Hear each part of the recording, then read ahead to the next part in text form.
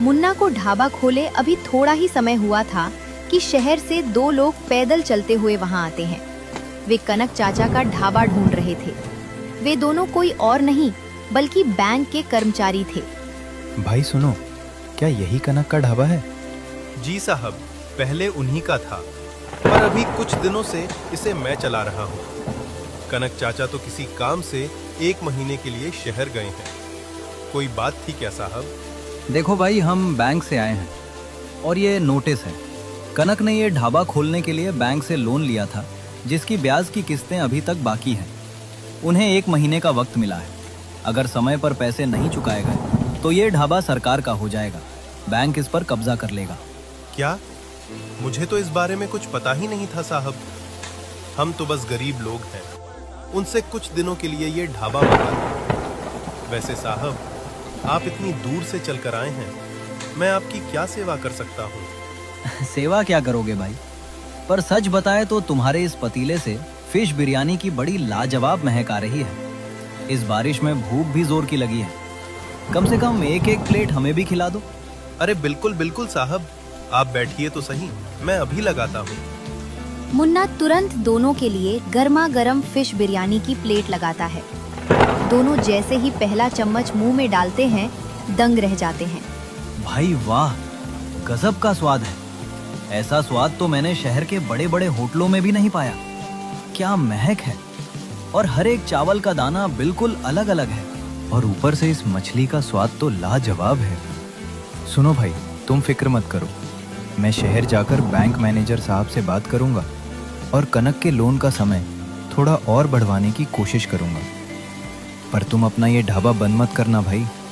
आपका बहुत बहुत धन्यवाद बाबूजी। ईश्वर आपका भला करे। कभी दोबारा मौका मिले तो जरूर आइएगा। कितने पैसे हुए भाई? नहीं साहब, आपने कनक चाचा के लिए इतनी बड़ी बात कह दी।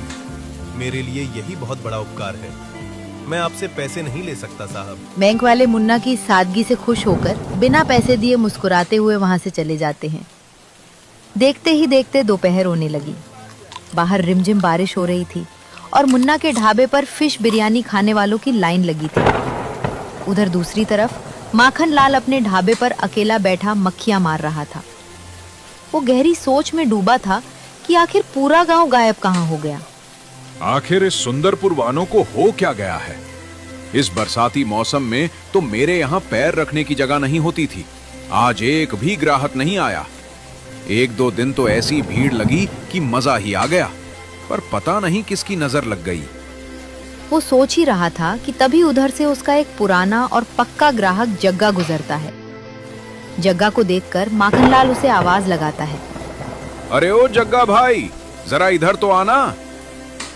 हाँ माखनलाल भाई, बोलिए क्या बात है? क्यों भाई, आज मेरे ढाबे पर कुछ खाओगे नहीं क्या?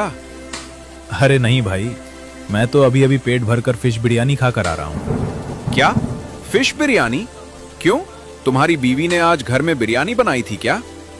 अरे माखनलाल भाई, तुमसे कितनी बार बोला है कि मेरी अभी शादी नहीं हुई है। अच्छा बाबा, माफ करना, पर फिर तुमने फिश बिरयानी खाई कहाँ? अरे अपने गांव के उस किनारे भाई साहब, मुन्ना ने फिश बिरयानी का ढाबा खोला है। लोग दीवाने हो गए हैं उस पर।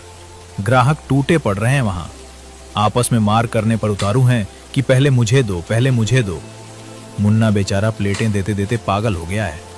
इतना सुनते ही माखन लाल के पैरों तले जमीन खिसक जाती है। उसका चेहरा पीला पड़ जाता है। क्या क्या तू सच कह रहा है? अरे झूठ बोलने के क्या तुम मुझे पैसे दे रहे हो जो झूठ बोलूंगा? मैं तो सच बता रहा हूँ। स्वाद एकदम नंबर 1 है। चलो मैं चलता हूँ। जग्गा तो चला जाता है, पर माखन लाल को उसकी बातों पर यकीन नहीं होता। वो अपना ढाबा वैसे ही छोड़कर सच का पता लगाने कनक चाचा के ढाबे की तरफ दौड़ पड़ता है। वहां का नजारा देखकर माखन लाल के होश उड़ जाते हैं। मुन्ना के ढाबे पर सचमुच पैर रखने की जगह नहीं थी। लोग खिड़कियों से हाथ बढ़ा बढ़ाकर बिरयानी मांग रहे थे। ये देखकर माखनलाल गुस्से से पैर पटकता हुआ सीधे अपने घर लौट जाता है। घर पहुंचते ही उसकी पत्नी रूपमती उसे इस तरह जल्दी और खाली हाथ आया देखकर हैरान हो जाती है। क्या हुआ जी, आज इतनी जल्दी सारा सामान बेचकर घर आ गए? बड़ी बरकत हुई लगती है। अरे रूपमती, मेरा दिमाग मत खाओ। सामान बिकना तो दूर, आज एक प्लेट भी नहीं बिकी है। क्या बात कर रहे हो? किसी से लड़ाई झगड़ा हो गया क्या? आप अचानक इस तरह घर कैसे आ गए? वो जो गांव का कंगाल मुन्ना है ना, उसने कनक के ढाबे पर फिश बिरयानी बेचना शुरू कर दिया है। पूरे गांव के लोग पागल होकर उसके यहाँ टूटे पड़ रहे हैं।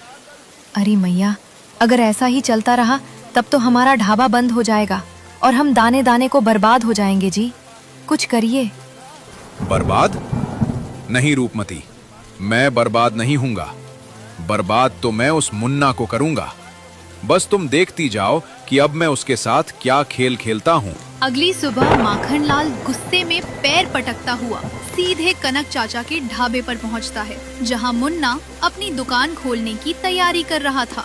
माखनलाल को वहां देखकर मुन्ना हैरान रह जाता है। अरे वाह मुन्ना भाई, मैंने तो मजाक में कहा था, पर तुमने तो सचमुच का ढाबा खोल लिया। बड़ी तरक्की हो रही है तुम्हारी। माखनलाल भाई, ये ढाबा मेरा नहीं है, ये तो कनक चाचा का है। उन्होंने मुसीबत में मुझे सहारा दिया है।